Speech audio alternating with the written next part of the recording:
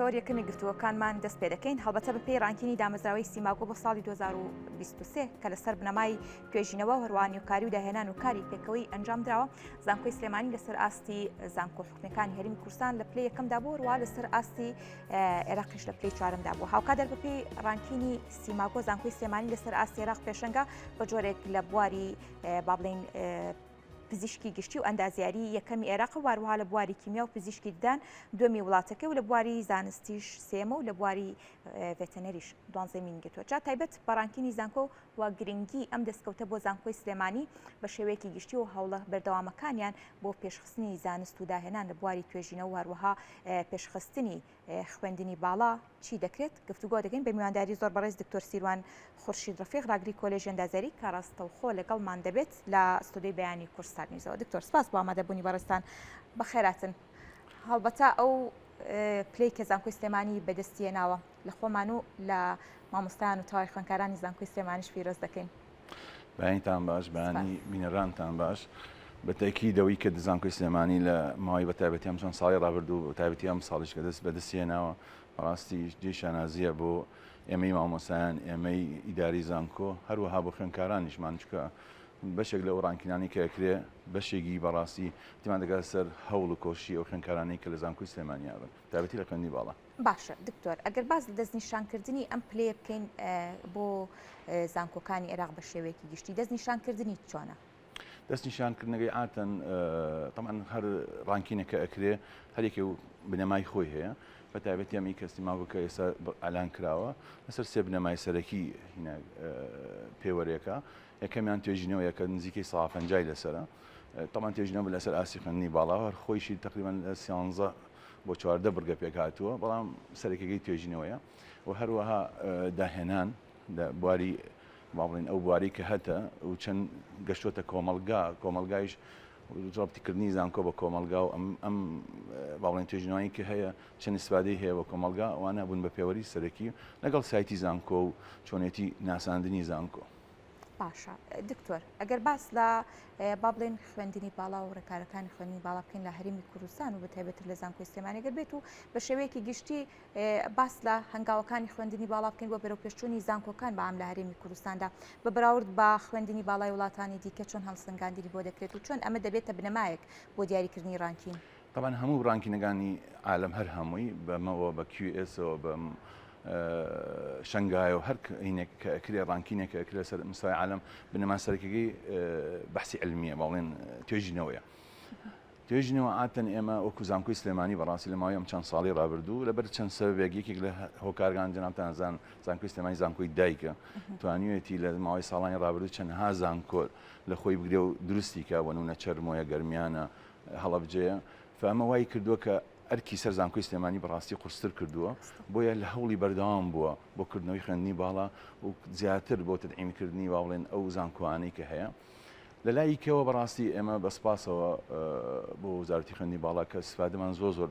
لەوە کرد کە تواناسازی هەبوو لەسەر ئاسی عێراق و لەسەر ئاسی کوردستان تەمەەن وای لێ کردووە کە مەجموعی مامۆستامان کە چۆتە دەرەوەی وڵات و هاتوونەتەوە توانین استفادە لەوە بکەین. یەکێک لەو خاڵانی کە ئێمە دڵخۆشین پێی بەڕاستی بە تایبەتی لە کۆلیژ باڵێن زانکۆی سلێمانی و کۆلیژ ئەندازیاری ئێمە لە ماوەی ساڵانی ڕابردووە چەندها بەڕێزمان کە باڵێن مامۆسامان کە لای خۆمان معید بوونیان مامۆسا بوون کە چوونە دەرەوەی وڵات کە بەشێکی زۆریان خەریجی کۆلیژ ئەندازیاری خۆی بوون ماشەڵڵا کە هاتوونەتەوە هەمووی بە ئاستی بەرزیش هاتوونەتەوە چەندها خوێندکارمان هەبوو لەوێنیان هێشتۆ بێتەوە تا دکتۆرەکەیش تاو کردووە فەمە خۆی لە خۆی ئەوە گەێنێ کە بەڕاستی ئاستی خوێندن لە زانکۆی سلێمانی لە ئاستێکی زۆر بەرزەوە ئەتوانین لەگەڵ باڵێن ئەو وڵاتانەی کە پێشکەوتون ئێمە لەوان کەمتر نەبین بەڕاستی. باشە دکتۆر، هەروەکو باست کرد کە توێژینەوە ینی پشکێکی باشی بەردەکەوێت بۆ دیاریکردنی ڕانکینەکان لە هەمان کادا با بڵێن ئەو توێژینەوانە پێویستە ئەو توێژینەوانە بن کە لەگەڵ پێویستی سەردەمی ئێستادا دەگونجێت. زانکۆی سلێمانی چۆن خۆشبەختانە توانیوێتی ئەم هەنگاوە بنێت توێژینەوەکانی بە جۆرێک بێت کام لە سایتە عالەمیەکان بڵاو بێتەوە هەم توێژینەوەکانیشی بە جۆر بە کاریگەری لەسەر ڕانکینی زانکۆکە هەبێت. طبعا زانکۆی سلێمانی لەبەرەوەی ئەزانێ لە گرنگی توێژینەوە ئەزانێ سەرکایەتی زانکۆی سلێمانی لە ماوەی چەند ساڵی ڕابردوو بە تایبەتی دو ساڵی ئەخیریشە بەڕاستی بوجێکی تایبەتی داناوە بە توێژینەوە لەگەڵ ئەوەیشە بەڕاستی لە ڕێی کۆلێجەکان و کە لە ڕێی سەرکایەتی زانکۆ ئاڕاستەی دام و دەستگاکانی حکوومەت کرا بە تایبەتی دەڤەری سلێمانی دیاری کراوە بەەوە نمونە کۆلێجێک کە بەتەمایە دراسات علیا بکاتەوە چ کێشە و گیر و گرفتێک هەیە کە ڕەبتی بە بازاری کارەوە ڕەبتی بە ئیشەوە بێ ڕەبتی بە هەر باڵێن ئیشێکە بێ کە ڕەبتی بە دایرەکانەوە هەبێ ئێمە بتوانین لە زانکۆی سلێمانی بتوانین بە شێوەیەکی علمی دراسەکەین بۆیە ئەمە وای کردووە پاڵپشتی زانکۆی سلێمانی بەڕاستی چەندها توێژینەوە هەیە کە ئێستا لەخوا بەزای خۆشبەختانەی بینین ناوشاری سلێمانی چۆتە بواری جێبەجێکردن لە چەندها بوارە. باشە دکتۆر دەمەوێت باس لەوە بکەین ئەو توێژنەوانەی کە لە زانکۆی سلێمانی ئەنجام دراوە تەنها ئەو توێژنەوانن کە پەیوەندی بە بارودۆخ و کەڵچر و بۆ نمونە ژینگەی هەرێمی کوردستانەوە هەیە لە بوارە جیاوازەکان یاخود بە جۆرێک لە جۆرەکان لەسەر ئاستی جیهاندا ئەم توێژینەوانە دەکرێت کاری پێ بکرێت ئەم بابەتە چۆنە؟ طبعا خۆی یەکێ لەو خاڵانەی کە ئێستا بە خۆشبەختان کە زانکۆی سلێمانی یەکەمە هەرەوە نیە تۆ توێژینەوە بکەی ڕاستە ئێمە توێژینەمان زۆرە بەڵام یەکێک لە پێوەرە هەر سەرەکیان ناو توێژینەوەیە کە ئەم توێژینەوەی تۆ بۆ توێژینەوەک لە دەرەوەی موەسسەی خۆ چەند بە کەڵکە یعنی بۆ نمونە من توێژینەوەی کەم لێرە لە سلێمانی لە بواری ئەندازیاریە ئەم توێژینەوەی من لە چەند مجللی عالەمی باڵێن سایت کراوە کە باڵێن ئیسفادیان لەوە کردووە یان لە چەند زانکۆیەک ئیسفادی لێ ئەمە خۆی یەکێک لە پێوەرە هەرە سەرەکیەکانی ناو توێژینەوەک هەرەوە نێت تۆ توێژینەوەکەی لەبەرەوە ئەمە خۆی لە خۆی شەهادەیەکی باشەیە بە زانکۆی سلێمانی کە بەڕاستی ئەو توێژینەوەی کە بەرهەمی هێنێ ئەو توێژینەوانن کە بەڕاستی لەو زانکۆوانیان لەو دەستگا بەحسیانی کە لە دەروی وڵاتن کە زۆر ئیسفادیان لێ کردووە و خۆشبەختانیش ئەمەی بینین یانی ئێستا گەر من تۆزەگەر بەلای ئەندازیاری و باسی کەم یعنی ئێستا ئێمە ئەندازیاری ئێمە توێژینەوەمان لەسەر مستەوای عێراق ئێستا لەگەڵ وساری سناعی عێراقیە کە هیچ جامعی عێراقی نەیتوانیەوە بکە بەڕاستی توانیمان ئێستا لە مەجای چیمەنتۆ کە بە خۆشحاڵە کە ئەم شاری ئێمە شاری سلێمانی لە مباری چیمەنتۆ دەستێکی باڵای هەیە بۆ هەموو عێراق توانیمانە چەند خەتەواتێک بچینە پێشەوە کە بەڕاستی هیچ زانکۆیەک نەیتوانیەوە بکە. باشە دکتۆر لە مەجای نوێکاری و داهێناندا پێشەنگی زانکۆی سلێمانی چۆن کاریگەری هەبوو؟ واللهی لەخوا بەزیاوازم خۆتانە بین لە دەستگا ئەعلامەکان یعنی زانکۆی سلێمانی ماشەڵڵا پڕ ئەکتیڤیتی و لە ماوەی ساڵی پارە بەڕاستی بەسپاسە بۆ سەرۆکایی زانکۆ کە احتیمامێکی بایەخی داوە بەلایانی زانستی زۆربەی کۆلیژەکانە بینی بەڕاستی کۆنفرانسەکەن لە مەجای توێژینەوە بەڕاستی بودجێکی باشیان داناوە زانکۆی سلێمانی کە توێژە دەتوانێت ئیسفادە لەو مەتریاڵانە بکە کە بتوانێت ئیسفادی لێ بکە پێویستیشی بە هەر باڵێن داهات یا پێویستی بە هەر ئیمکانێتێکە بێ لە ڕێی سەرۆکایی زانکۆ دابین کراوە بێن. باشە هەڵبەتە دکتۆرێکێکی دیکە لە بنەماکانی ئەم ڕانگینە کاری پێکەوەیە زانکۆی سلێمانی لە کاری پێکەوەی لە ناو زانکۆکانی هەرێمی کوردستان و زانکۆکانی عێراق و گەورەترێنە کە ببینین زانکۆکانی وڵاتانی گیانم کارە پێکەوەی چۆن زانکۆی سلێمانی وابزانام تاکە زانکۆیە لە ماوەی تقریبان 5 ساڵی ڕابردوو ئێمە سنتەرێکمان دامەزران ناو زانکۆی سلێمانی چەند جار لێرە جەنابتان ئیستضافتان کرد کە سیلاب بوو کە ئێستا بەڕاستی بوو بە سنتەری هەماهەنگی کە بڕوان ناکەم لە هیچ زانکۆیەک هەبێ ئەم سنتەری هەماهەنگیە ئیشی باڵێن سەرەکی ئەوەیە چۆن ڕەبتی زانکۆ بکە بە دەرەوە تر بە دایری حکوومەت بێیان بە کەرتی تایبەت بێ لەبەرەوە بەڕاستی لەو مەجالەیە زانکۆی سلێمانی دەست پێشخەرە بەڕاستی و شوێنی دەستیشی دیارە بەڕاستی. باشە هەڵبەتە دکتۆر پێشتر باست بە بابەتێک کرد کە بەشێک لە خوێندکارەکانی زانکۆکانی هەرێمی کوردستان و نوێژدا زانکۆی سلێمانی لە وڵاتانی دەرەوە یاخود لە زانکۆکانی دەرەوە خوێندویانە و ئەمەش کاریگەری لەسەر ئاسی زانستی زانکۆی سلێمانی و زانکۆکانی هەرێمی کوردستان بەجێهێشتووە. ئەم کاری پێکەوەی یاخود ناردنەدەرەوەی خوێندکار یاخود بە جۆرێکی دیکە هێنانی تواناکانی مامۆستانی دیکە لە وڵاتانی بیانیەوە بۆ ئیزافەکردنی زانست و زانیاری لە نێو زانکۆکانی هەرێمی کوردستاندا کاریگەریی بۆ لەسەر بەرەو پێشبردننی ئاستی زانستیەکان. تەمان ئێستا بە خۆشحاڵیەوە وەزارەتی خوێندنی باڵا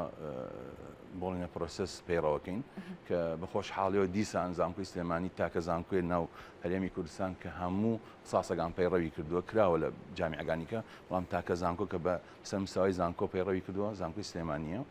بنەمای ئەم بۆڵینە پرۆسسە ئەوەیە کە چۆن بتوانیت تۆ خۆ تێکەڵکی لەگەڵ با چۆن بتوانین استفادە لەم خبراتانە بکەیت بۆیە لەم مەجالە دەستکراوی وەکو لە ناحی منهەجەوە لە ناحی تۆ بتوانین لە بە ئۆنلاین دەرس بڵێیتەوە تۆ بتوانین بە ئۆنلاین سیمینار بکەیت ئەمە دەستکراوەتر بۆ زانکۆی سلێمانی بۆیە ئێستا ئەمە زۆربەی بوارەکان بە تایبەتی بوارە باڵێن زانستیەکان توانیومانە لە ئێمە بێت طب بێ زانست بێت توانیومانە بەڕاستی چەندها سیمینار لەسەر مستەوای عالەمی ئەمە بەشدار بین چەندها باڵێن کادری باڵێن بە توانای دەرەوەی باڵێن عێراق توانیمان ئەمە بتوانین استفادەی لێ بکەین لە ئاستی خوێندنی باڵایان لە ئاستی خوێندکارانمان. باشە دکتۆر بەدەستهێنانی ئەم پلەیە بۆ زانکۆی سلێمانی چی سافەیەک دەخاتە سەر بەرەو پێشبردننی زانست و زانیاری و داهێنانەکان دەستی کار لە هەرێمی کوردستان و هاوکات بۆ سلێمانیش؟ بەڕاستی خۆی یەکێک لە هەرە تەڵان چۆن ئینسان ناسنامەی هەیە ئێمە لە ناو عێراقا الحەمدلله شکر بخوا ڕاستە زانکۆی سلێمانی یەکەمە بەڵام گرنگەکەی لەوە زیاترە کە تۆ لە دەرەوە تۆ چۆن ناسری بڕانکی نەناسری یعنی تۆ چۆن دەرگات لەسەر دەکرێتەوە کە تۆ ڕانکینت بەرزە بێتەوە ئەمە دەرگایکی گەورت بووە کاتە هەم بۆ خۆتم بۆ خوێندکارانت کە لە دەروی وڵات کە ئەو زانکۆنانی کە هەن لە دەروی وڵات کە تۆ ئەبین لە ڕانکینە لە پێشەوەی بەڕاستی زیاتر یەنە پێشەوە بۆ شەراکەی علمی بێ بیان بتوان استفادە لە تەلەبەکان بکەن یان تەلەبەی من و جەناب باڵێن لە زانکۆی سلێمانی کە تەخەڕوجەکە کە دوو ڕۆژگە تەقدیمەکە بۆ هەر زانکۆیە کە بیبینی زانکۆی سلێمانی لەبەرەوەی لە ڕانکینە باڵێن لە ئاستی بەرزایە ڕاستیەوە خۆی لە خۆی با بڵێن زیاتر قوبوڵەیە بە تەلەبەکەمان یعنی هەر بە خۆشحاڵیەوە یعنی هەر بۆ نمونە من دوێنێ ناو سایتەکەی سێرچمە کرد یعنی تەسەوور کە طبی ئەسنانمان 746 داوازام لەسەر مستەوای عالم یعنی ئەمە دەستکەوتێکی زۆ گەورەیە هەندەسە 1129 لەسەر مستەوای هەموو عالم بۆ ئاگاداریت هەموو زانکۆی با بڵێن تقریبا با بڵێن گەرو هەندسی باسکە هەموو زانکۆی کولی هەندسی تایە یعنی تۆ بەراوردی کە ئێمە لەسەر مستەوای عێراقی یەکەمین هەرەوە نییە لەسەر مستەوای وەتانی عەرەبی دووەمین سیانزەیەمین لەسەر مستەوای باڵێن شەرقی ئەوسەط تقریبا لە سیەمین لە مستەوای عالمە 1129 یعنی ئەمە خۆی لە خۆی بەڕاستی هەم دافعێکە بۆ خوێندکارانمان بۆ مامۆسایانمان ئەمە وا لێکە بەڕاستی مامۆسایانیشمان زیاتر دەتوانێت لە ئاستی علمیە خەڵک ئاراستەکە مەسەن داوال دیەکە کە تۆ بەشداربی لەگەڵ بەحسیانە یا خۆ دەگەر مخاتبێر شوێنە بکەی لەبەری ڕانکینەکەت بەرزە بەڕاستی دەرگای کەت بووە کاتەوە باشە دکتۆر زانکۆ چۆن توانیوێتی پێشنگ بێ بۆ کۆمەلگا بۆ کۆمەلگا بەڵێ بۆ کۆمەلگا بەڕاستی ئێمە وەکو زانکۆی سلێمانی بەسپاسە بۆ سەرۆکای زانکۆ بۆ ئەنجومەنی زانکۆ لە چەند بوارێکە بەڕاستی دەست پێشخەر بووە یەکێک لەوانە بەڕاستی ئەکو بۆ جەنابەتم باس کرد لە ئاسی خوێندنی باڵایە نووسراوی کرد بۆ زۆربەی داوم دەستگاکانی حکوومەت هەر بابەتێک کە هەستەکەن لە مستەوای دایرەکان با بڵێن پێویست بە دراسە ئەکرێ ئاراستەمان کرێ ئەمە لە ڕێی کۆلیژەکان توانین با بڵێن دراسەیکەین ئەمە یەکێ لە خاڵگان دوو هەم ماوەی چەند ساڵی ڕابردووە چەندەها وەرکشۆپ کراوە لەسەر چۆنێتی ڕێخستنەوەی منهەج لەگەڵ بازاڕی کارە ئێستا سەرۆکای زانکۆ بە خۆشبەختانەوە سەرقاڵیەوەیە کە چۆن بتوانێت تعدیلی ئەو منهجانە بکات یان حتا اختصاصات بە ئاراستەیەوە ڕۆشتووە کە ئایا چه اختصاسێک پێویستە چه اختصاسێک پێویست نییە یعنی لەسەر قاڵیەوەن یعنی ئێمە یەکێک لە کۆلیجەکان بووین کە لەماوەی دو سێ ساڵ خەریک بووین ئەم ساڵ توانیمان کۆلیجی کۆمپیوتەر بکەینەوە باڵێ هەندسەی کۆمپیوتەر بکەینەوە لەبەرەوەی بینیمان لەگەڵ بازاری کارە بەڕاستی پێویستێکی ترە لەبەرەوە بەشەکانی کەش بە هەمان شێوە سەرۆکای زانکۆ بۆ ئەم بابە بەڕاستی یعنی کاتێکی زۆر تەرخان کردووە چەند جار لە ئەنجومەنی زانکۆ تەرکیز کراوەتە سەر ئەوەی کە چۆن بتوانین ئێمە لەگەڵ کۆمەلگایە هاوتەری بڕۆین بەڕاستی و تۆن بتوانین استفادە بکەین بە تایبەتی لەم مەوسمەیەکە باڵێن ئێستا خۆزانانی AI چۆتە پێشەوە باشە دکتۆر ئەم ئاراستەکردنا هەنگاونانی زانکۆ بەوەی کە پێویستی دەستی کار بکات و واروها پێشنگی کۆمەلگە بێت ئاراستەکاری کۆمەلگە بێت لە تەواوی بوارە جیاوازەکاندا با بڵێن ئەمە پلانێکی استراتیژی ڕەنگە دوورمەودای بوێت ئەم پلانە استراتیژە دوورمەودایە کاتی زۆری دەوێت هەر وەکەوەی کە دەڵی پلانێکی دوورمەوداوە یەخود دەکرێت ئەم پلانە بە کاتێکی کورت جێبەجێ بکرێت تاکو بتواندرێت زیاتر با بڵێن پێشنگی کۆمەلگا بێت وڵی خۆت زانیت تۆ بیتە پێشنگ ئاسانە بەڵام مانەوە لەو شوێنە قورسە مانەوەیشت تەسحەیە بەڕاستی ئێمە بەقەناعەتی من زانکۆی سلێمانی لەسەر مەبدەئی ئیشەکە زانکۆ بێ لیدەری شار بێ نابێت شار لیدەری زانکۆ بێ ئەمی کردووە بە بنەمایەک بۆ خۆی یعنی هەوڵیاوە دائیمەن خۆی با بڵێن دەست پێشخەر بێ بۆ پێشخستنی شار بەتەوان کەڵەم شار هەر سلێمانی ناگرێتەوە با بڵێن هەرێمی کوردستانی شەگرێتەوە بۆیە ئەرکەکەی سەرشانی خۆی زۆر قورس کردووە زانکۆی سلێمانی لە ماوەی با بڵێن چەند مانگ جارێک پیاداچوونەوەکە بە خۆی بە ئاراستەکردنی ناو بازار ئاراستەکردنی خۆی بۆ دەرەوە ئاراستەکردنی ناو با بڵێن لە مەجای بەحسە لە ناو خوێندکارانە ئەمە خۆی لە خۆی بەڕاستی متابعەیەکی زۆرێوێ چەندەها لیجان هەیە لەسەر ئاستی سەرۆکایی زانکۆ کە بەسپاسەوە جەنابی سەرۆکی زانکۆ تشکیلی کردووە ئەگەر بلی بکۆڵیتەوە بەڕاستی ئەوە دەرەخا کە استراتیجیەکەیە مەودایەکەیە لیژنێکی استشاریە کە هاوکاری جەنابی سەرۆکی زانکۆن بەڕاستی ئەمە خۆی لە خۆی دەرگایەکی باشی کردەوە بۆ زانکۆی سلێمانی کە هەر کەسێک صاحبی هەر بیرۆکەیەک بێ هەر هینێکە بێ ئەتوانێت لە ڕێی ئەو لیژنەوە پێشکەشی بکات دراسەیەکەن ئێهێنە ئەنجومەنی زانکۆ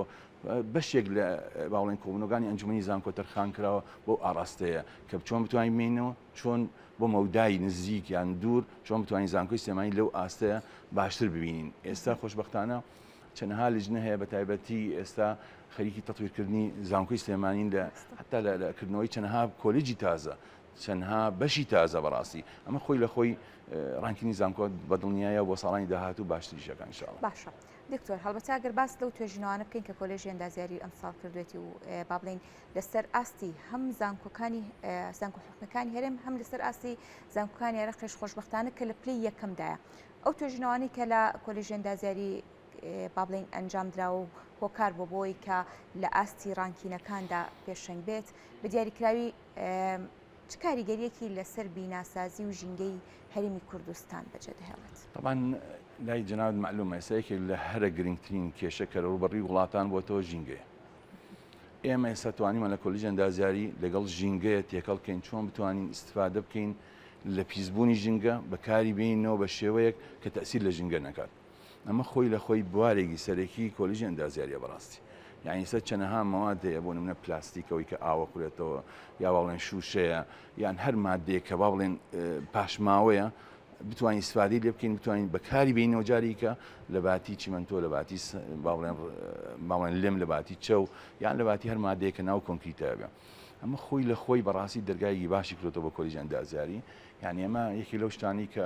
خۆشحاڵی بۆی وتم بەشێکی ئەم ڕانکینە زانکۆی سلێمانی خوێندکارانی خوێندنی باڵامانە ئێستا ئێمە تەلەبەمان هەیە طبعاً بەپێی